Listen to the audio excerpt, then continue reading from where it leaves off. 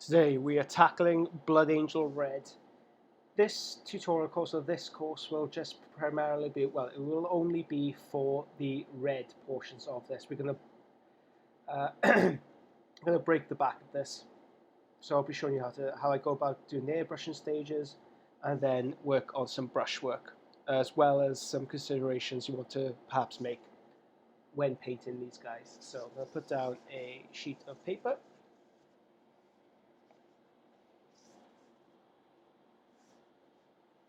And we have a couple of examples here.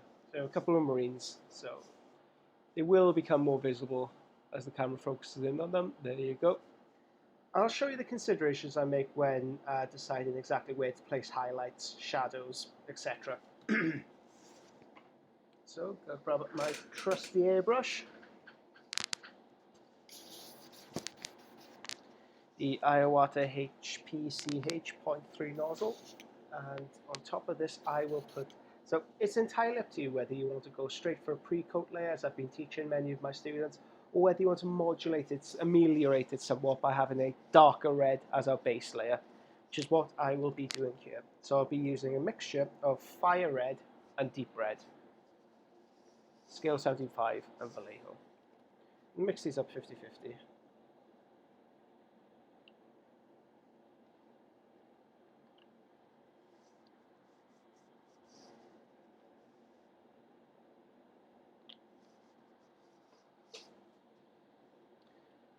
Then I'm using this Forge World.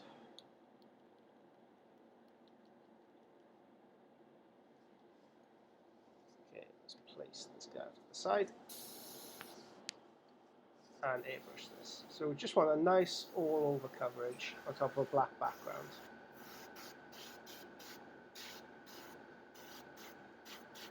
The black will drink a lot of the colour, a lot of the nuance, but don't worry, that's what we want. Just want to modulate that dark base layer ever so slight amount.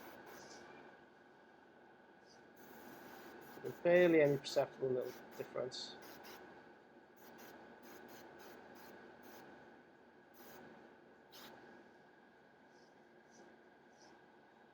Okay, that's one.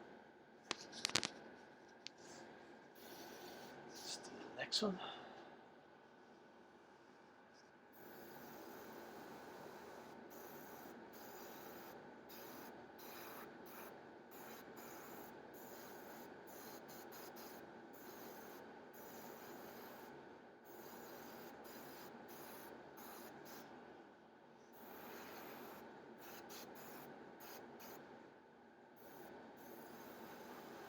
It's going to work very light. We don't want the colour to pool in any area.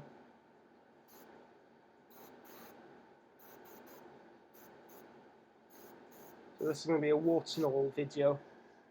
I'm not going to be cutting it up and editing it. It's just all in one take. Feeling confident. So I'm just getting rid of the red in my airbrush. Dumping it out onto an old towel. From here, I will be using pure white as the pre-coat stage.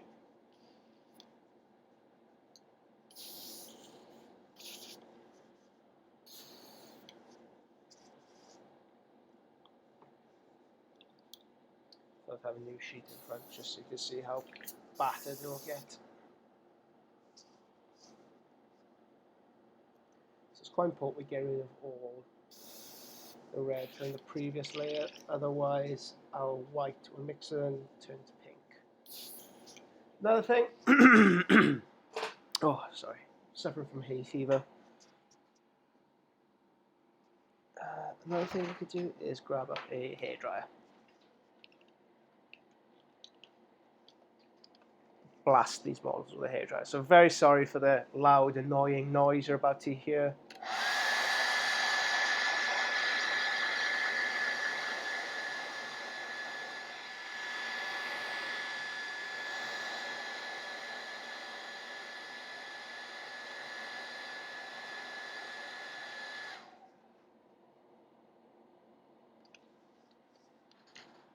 Here you go.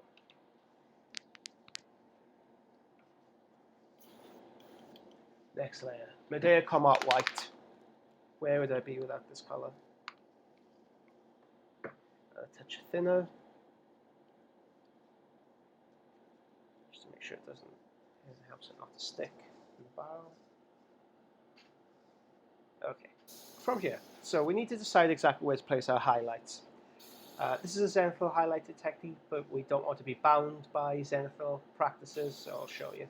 If ever you're unsure of exactly where to place your highlights, keep your airbrush at a 45-degree angle, small circular motions directly on top.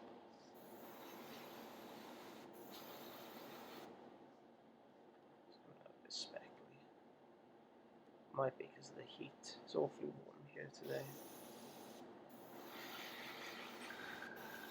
It just wants to run out speckly today. Great. What did I say about doing this in one take?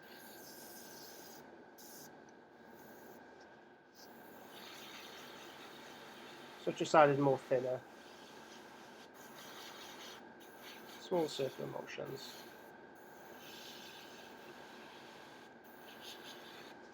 To target.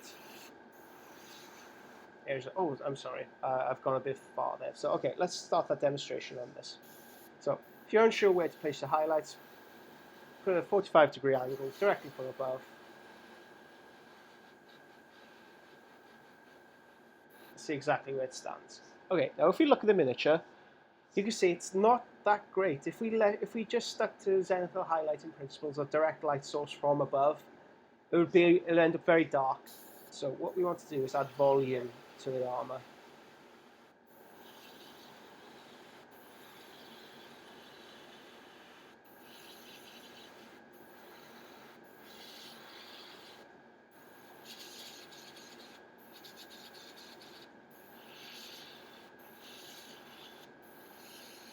So any portions of the armor I want to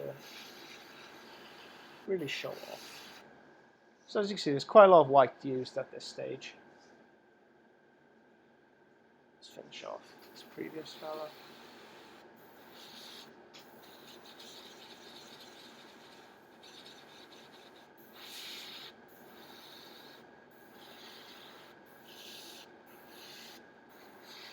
This is just a sketch stage. Doesn't matter. If we make any mistakes here, we could correct it very easily. Next stage. Okay, I'm happy with that. Dumping out the white. Are we moving on to Medea Comart Violet? Are we using this in the shadow? Just clean up the airbrush.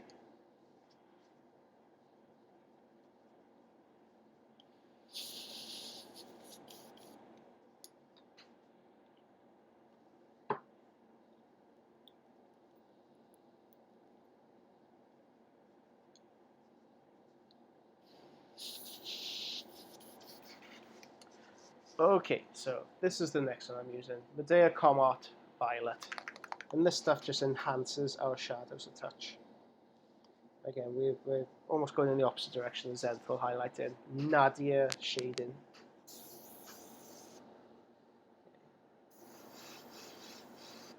Here.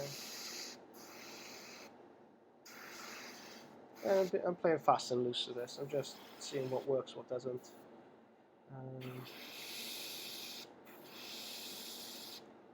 Face. Here.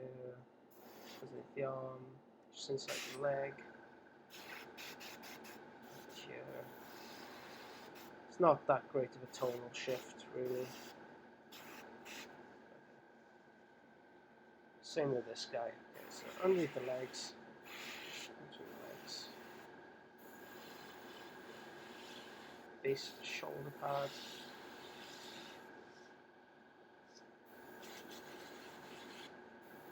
Perhaps put in his face, maybe. Just trying to hit the underneath of his eye.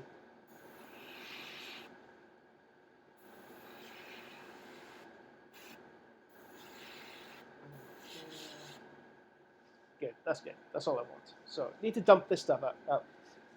The violet colour has a horrible tendency for sticking around in your airbrush for way longer than you think. You need to be quite thorough with a cleanup. So, I need to, unfortunately, unscrew the cap. And you'll see exactly what I mean now when I take it out.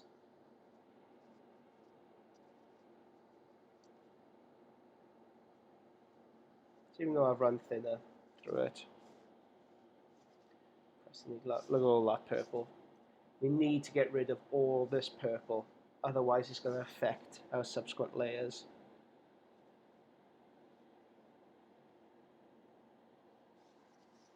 So I'm going to get a Q-tip, earbud.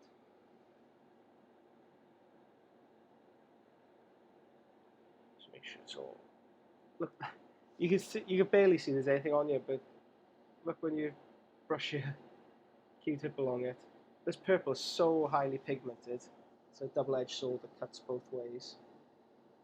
It's fantastic for layering our shadows, but it's annoying having to clean up the airbrush at this stage. So if you do have any other violets you like using, that's slightly more predictable and aren't as diva-ish as this, please feel free to use it. Scale 75 do a very nice violet, Elendil violet, or if you have any kind of rich, royal, low value purple. Something with a lot of blue in the hue. So just cleaning the actual airbrush itself.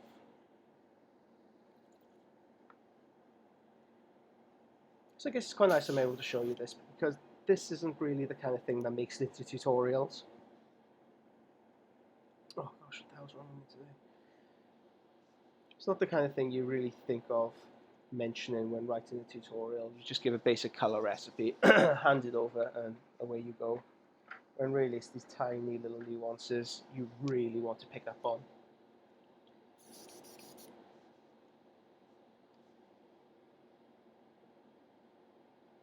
That's why you signed up for the service, to pick up on these little nuances, instead of me badgering on at you, perhaps the Age of Darkness podcast, or writing tutorials, PDF tutorials. I can actually physically show you. So I'm just going to reattach this. So very carefully thread the needle through, attach the cap. So even though we've given this a very thorough clean through already, I bet you there will still be some violet left. Just go very carefully reattach the cap. You don't want to attach it too be too hard with the reattacher, because I've done that before. I've really racked it up and I've stripped the threads, and there's nothing you could do after that point. You just have to buy a new airbrush. Okay. So there's still a tiny bit of violet there. Just run some cleaner through it a couple of times and that should get rid.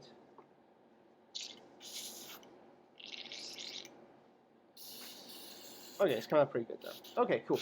We'll move on. Red. What red shall we use? I've been using this stuff, Tauladine Red. I love this stuff. It is the perfect red for me. I'm also going to use Antares Red to make colour matching a bit easier later on when we come to the brush stage. And maybe a touch of Bloody Red if you just want to up that saturation slightly. So this, we're putting this in exactly in thirds. So third of the Bloody Red. Give you Tauladine Red a good shake, because this stuff does tend to stick. Tauladine Red. So again, third Bloody Red, third of this, and a third Antares Red.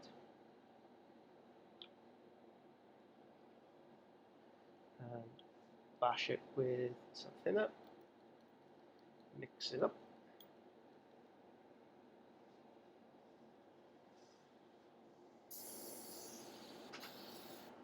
Okay, just make sure it's running out okay. Okay, we want a nice all over block. It's slightly too thick. So it's coming out slightly sputtery and it's not covering very nicely. Again, it might have something to do with it being so hot today.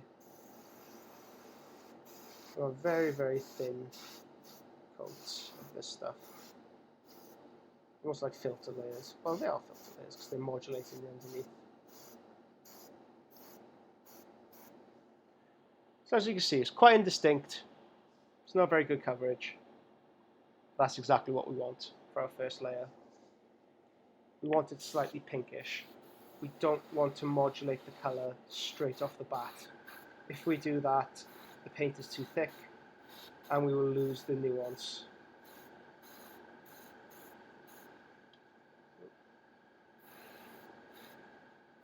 This may take a few layers to build up, but the overall result will be worth it, I promise you. So just grabbing the hairdryer.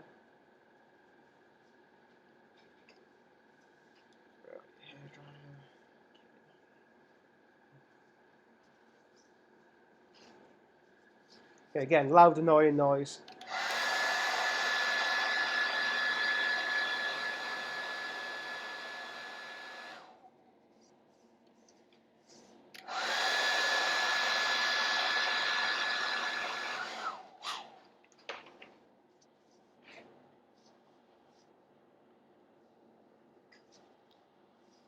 Second layer.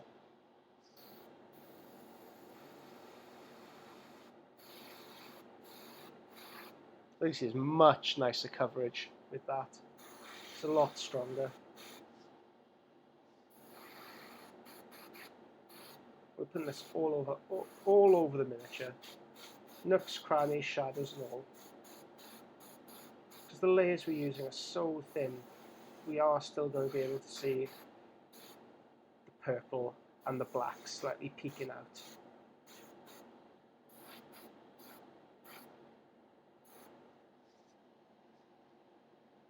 Good.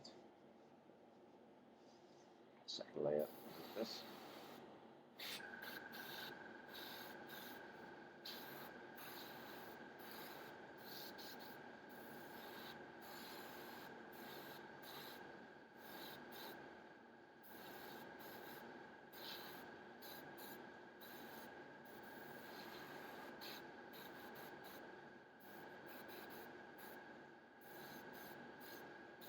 I want a third layer on here, just to help out the tone touch more. Okay. Loud annoying noise again.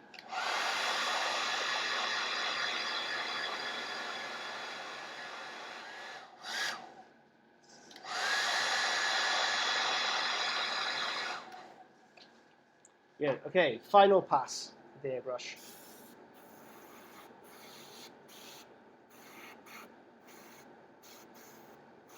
So what this does is gives you a very, very strong red to modulate from. We do plane out some of the darker shades and higher highlights, but we could put those back in later stages. We could do it in a lot more interesting way than just having black and white in the undercoat, in the underlayer.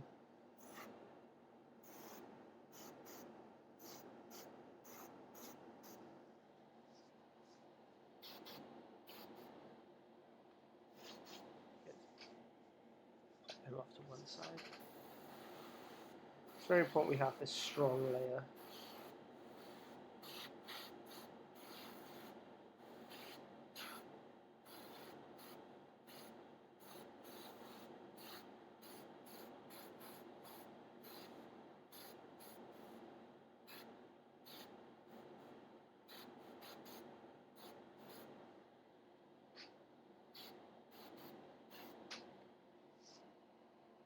There you go.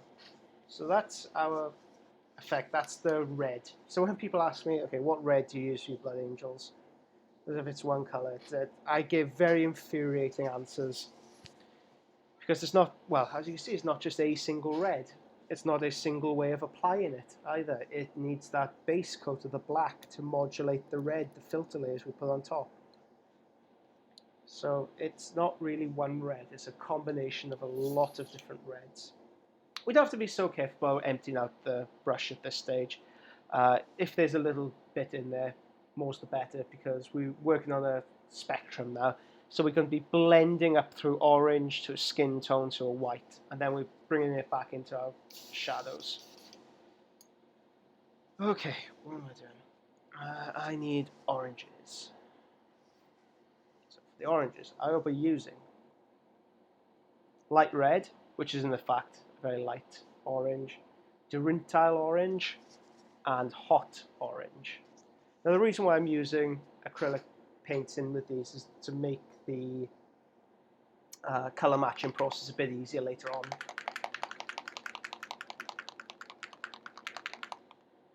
Again, going in a third, so a third Durintile orange to a third light red and a third hot orange.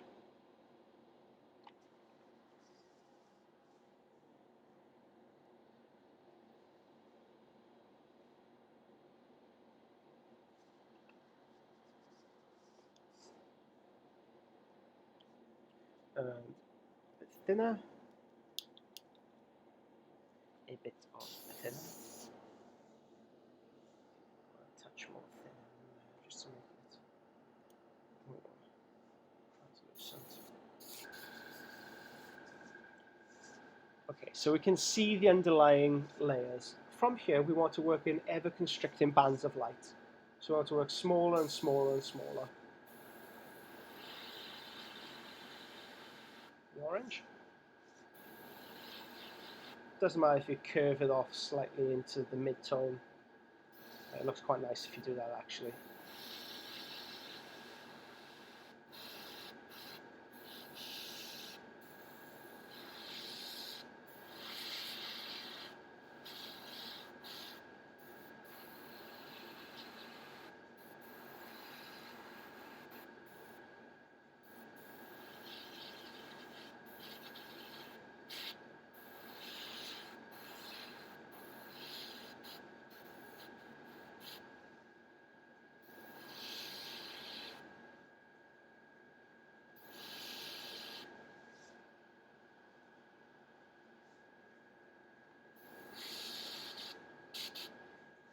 Okay, next stage.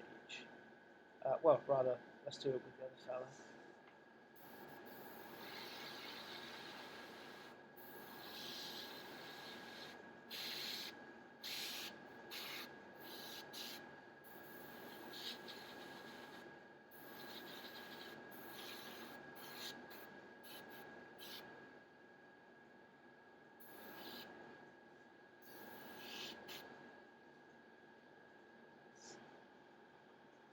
There you go. So okay, empty out the cap, but don't get rid of all of the orange. So I'm just going to leave a dribble in there, just at the base of the cap. And I will be adding sunny skin tone into this.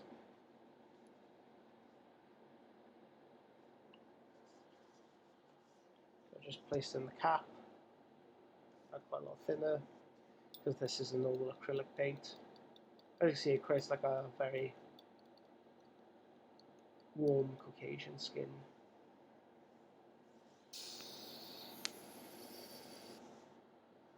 Again, be slightly more careful this time.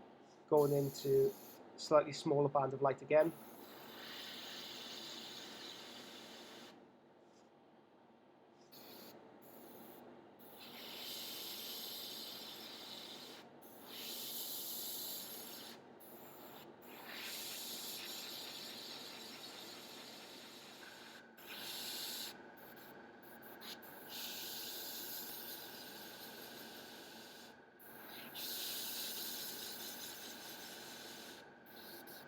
Pick those points of light you want to emphasize on the miniature.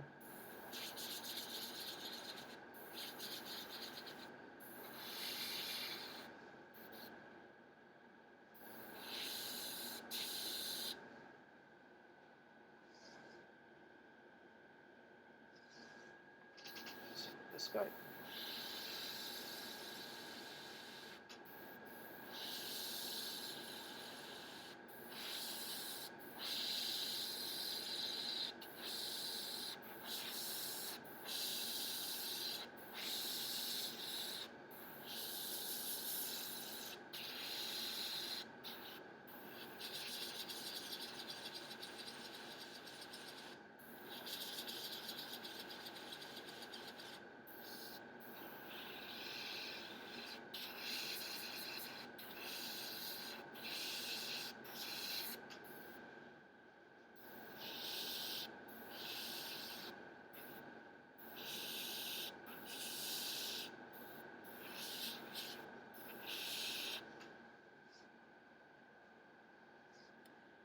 Traditionally, from here, I used to add white on top of this for the final highlight. But personally now, I think that layer is much more effective used with a brush alone. So I stop it here with the highlights.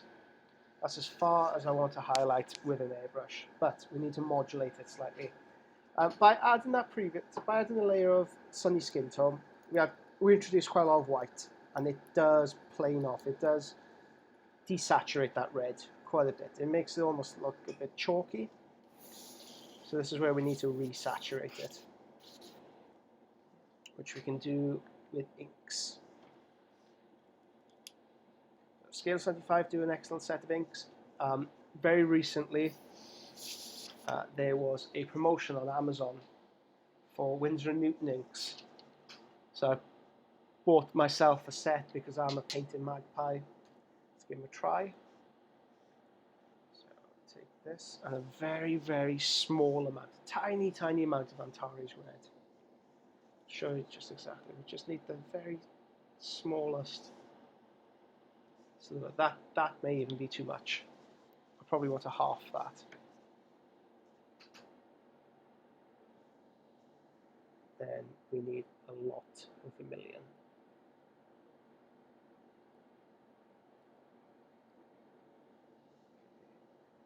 Watch this stuff doesn't get it on your hands, guys. It's fantastic for our work, but it really, really stains.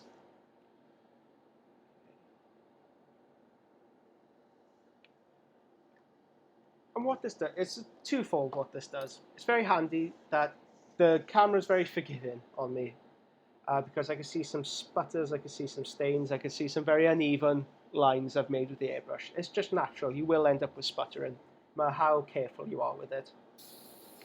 So what this very, very thin layer does is go from the just outer rim of the highlight to the mid-tone, and we're just planing it all off. We're adding a layer on top just to help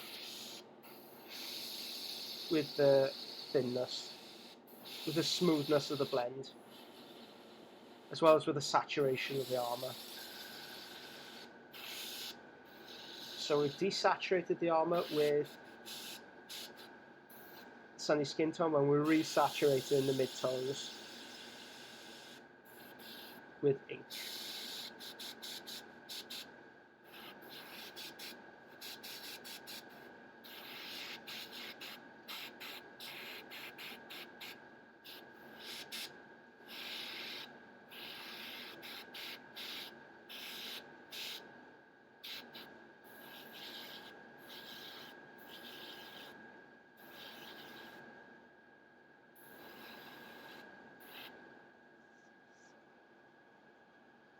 It has a nice effect of almost making it appear like lacquered armour.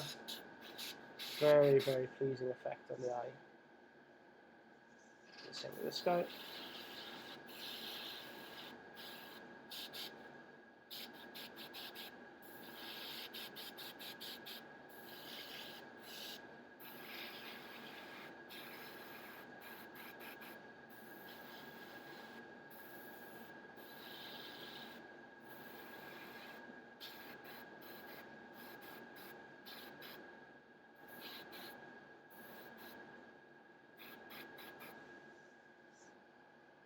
Good. Dump this out. Dump out your very expensive ink. And we are going in with let's go with violet next. Let's go to our old friend Violet. Have a touch of it. Very small amount. And something there. Maybe it's just ever so slight. Not more. And what this will do is just beef up those shadows. Lots and lots of thinner. We want this like a wash layer.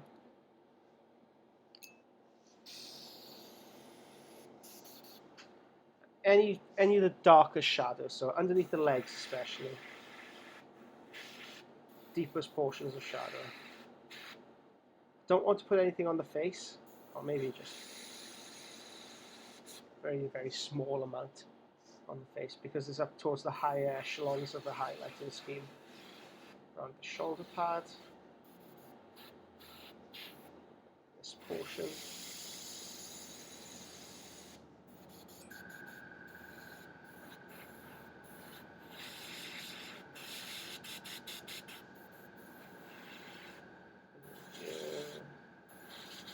Just anything you want to really beef up. Shadows.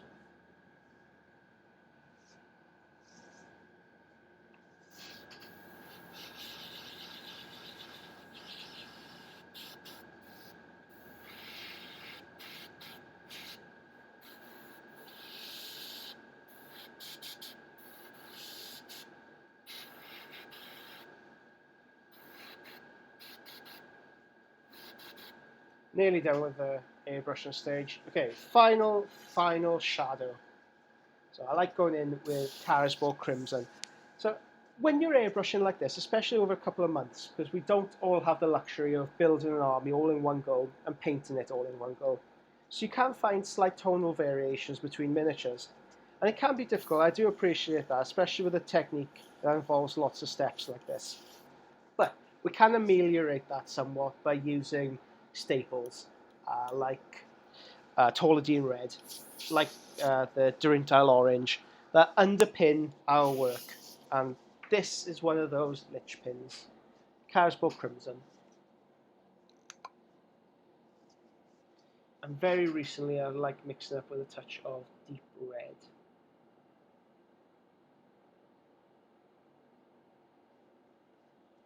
With the Winsor and Newton ink. I'm obsessed by this stuff. This is new.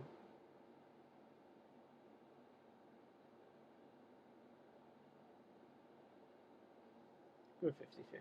Just an ever so slight amount of that. So dark that is, such a dark, wonderful colour we're able to produce. And we're overlaying this onto the shadows again.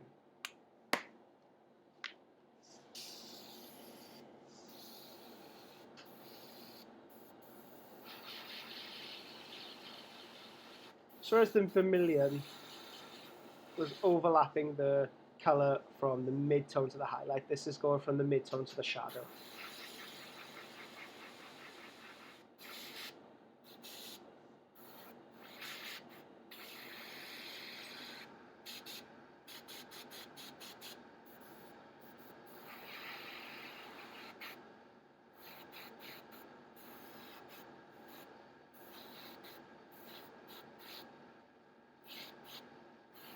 So, drawing this from the shadow into the mid-tone.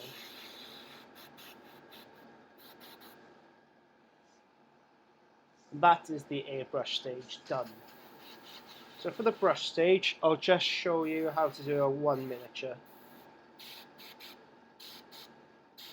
So I think doing number 2 is just going to take slightly too long. Okay, good. I'm pleased with that. I'm very happy with that. So I'm just going to dump out this ink from the airbrush.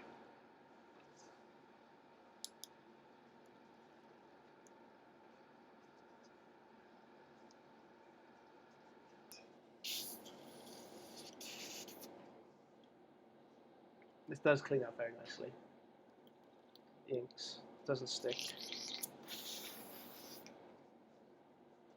It's very nice to work with. Okay.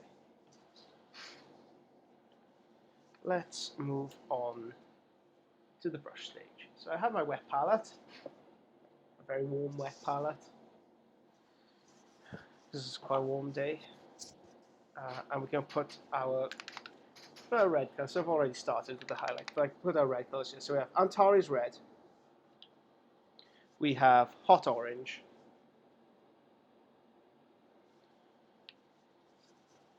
We have Sunny Skin Tone. I know it's slightly out of focus for you guys, but you can see exactly what I'm doing. White Sands. We have a touch of black, and we also have a touch of violet here. And we can also put inks on it at later stage. Later stages, I should say. and I just need water.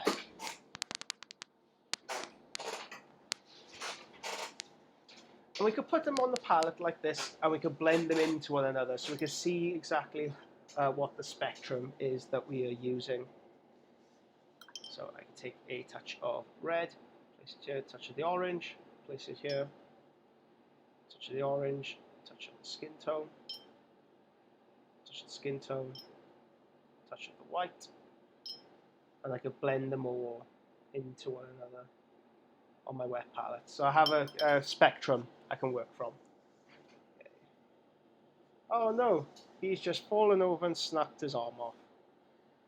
Okay, so he is out of the running to be shown how to edge highlight this guy. So edge highlighting can be a bit of a dirty word when it comes to heresy highlighting or heresy armies, but it is essential for the readability of the miniature. So I'm just going in with some hot orange, a touch of sunny skin tone, sunny edge here. I'm using a bit more sunny skin tone towards the top because it's slightly lighter up here. You can see how I'm using the brush, I'm pushing it towards where I want it to be. If it's slightly too out of whack, you can just add a touch of red, edge blend it back. This way you can work very quickly and very expressively, creating your highlights.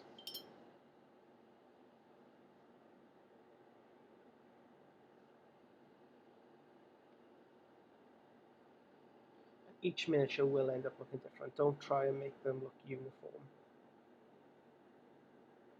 Each miniature will have his own experiences on the battlefield. Everyone should be different. So I just got some deep red from scale 75. Just want to push the shadows back a touch more here. Maybe a very, very small amount of violet. Pushing that violet into the shadow. Create that shadow. So let's concentrate on the head. I have this horrible habit of bouncing around the miniature. So there's hot orange and a touch of sunny skin tone, more hot orange here.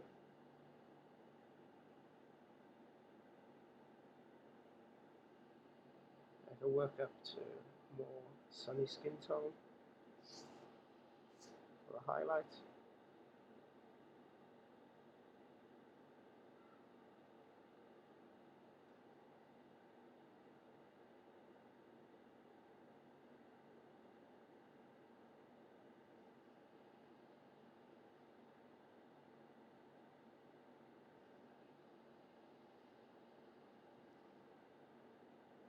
For the lowlights, for the shadows, what we can do is just grab a touch of black, touch of violet, and a touch of our deep red. Mix these all together. And we'll do very, very carefully add this into the shadows. Now, doing this gives us greater control over where we place our shadows. You can do this stage by using the pin wash. And we will probably be doing it later on, just to help refine the details of the miniature a touch more. It's also worth doing at this stage, just blacken in the eye, so you see exactly the character of the miniature. I like Mark V for Heresy Marines. They look a bit like stormtroopers. I think that's what they were based on.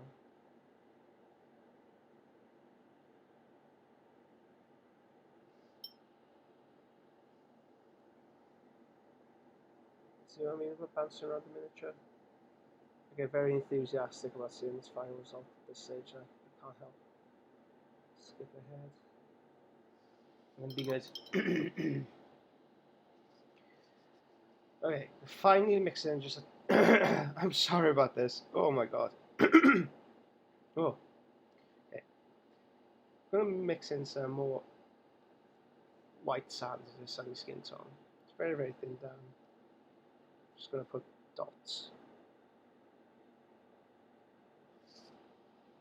Just to really emphasize portions of the sculpt.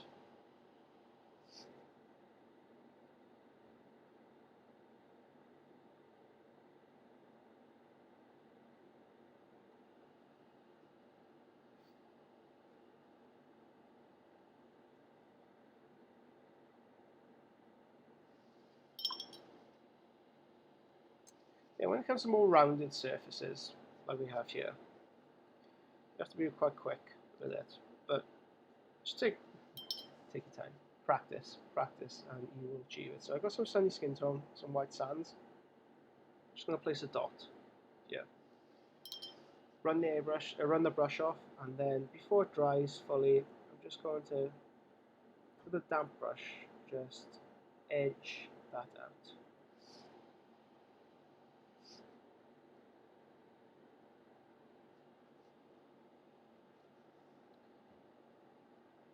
So as it's drying, we can do the rest of the shoulder plate. If you want to add any scratches, now is an excellent time.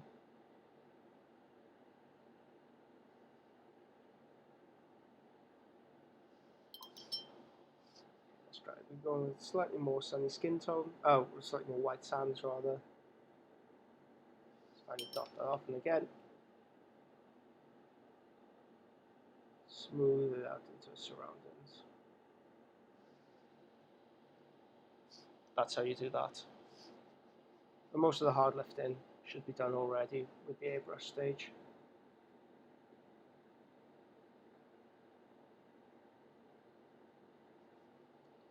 So skin tone.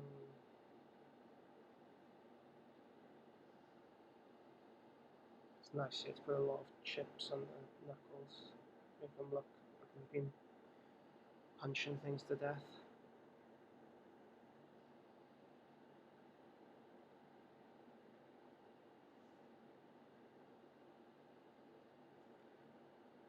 From here we're picking up those details.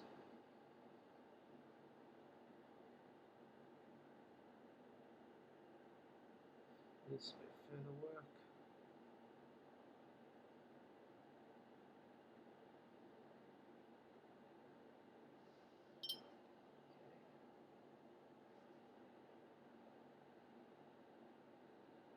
Over the purple into the mid-tone, and we get our red again. So from here we can start to modulate our colour just a touch more. If there's anything, because the airbrush is very much like a generalized tool, well that's what I use it for anyway. I don't feel like I could get pinpoint precision with it. I'm sure there are people who do, but I'm not one of them. I like just sketching in tones with the airbrush and then refining them with a brush.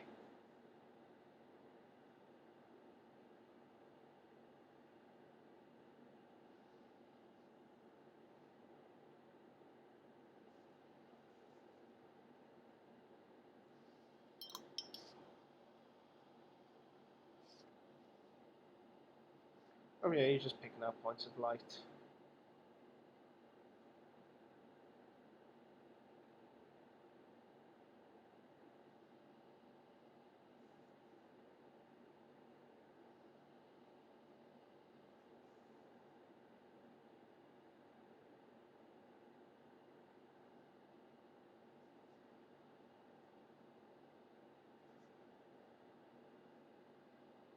With the edge highlight, so it could be slightly more, a bit more interesting in how we apply it. So as you can see with the brush, I'm kind of stabbing it at the surface to create texture.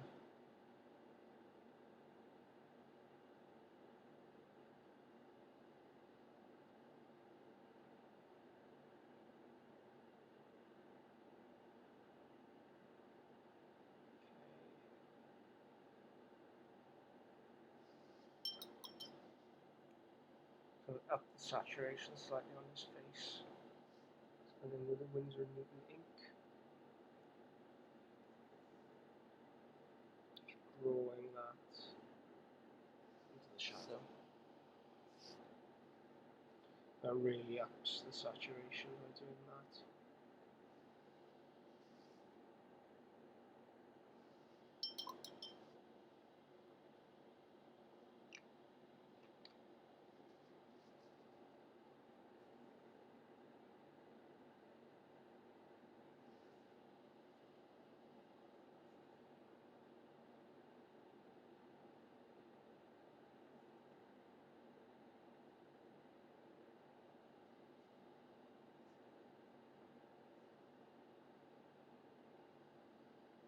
for these top parts, I don't bother adding any brush highlights there because we've done the work with the airbrush.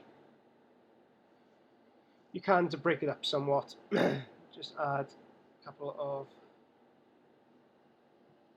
bullet holes, damage. Can't wait for the transfer sheet to drop. It's these nice big plain surfaces here, just begging for a water slide transfer.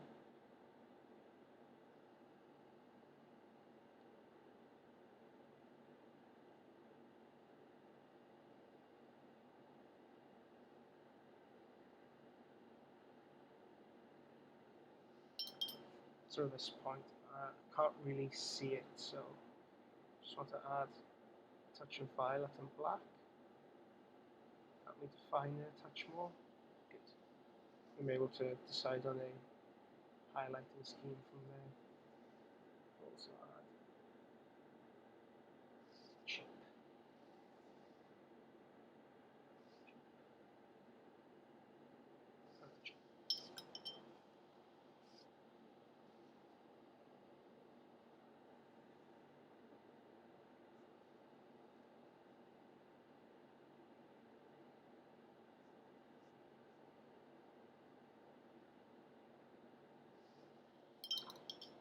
Okay, I'm going to carry on the highlighting scheme, but you get the basics of it. And that is how I go about creating my Blood Angel Red. From here, I'll be just doing basic metallics and getting all finished off. But that is it for this episode. I hope you enjoyed it, guys. Any questions, please feel free to send them along. Thank you so much for being a patron. It does allow me to bring you more content, and it just allows me to do this so I can show you step-by-step tutorials, and hopefully you can gain something from this. Again, I don't want an imitation of my technique. If there's any portions of it you don't like, throw them away. Anything you want to adapt, please do. And send me photographs of your own. I'd love to see what you do with your own. Okay, guys, I will see you next time.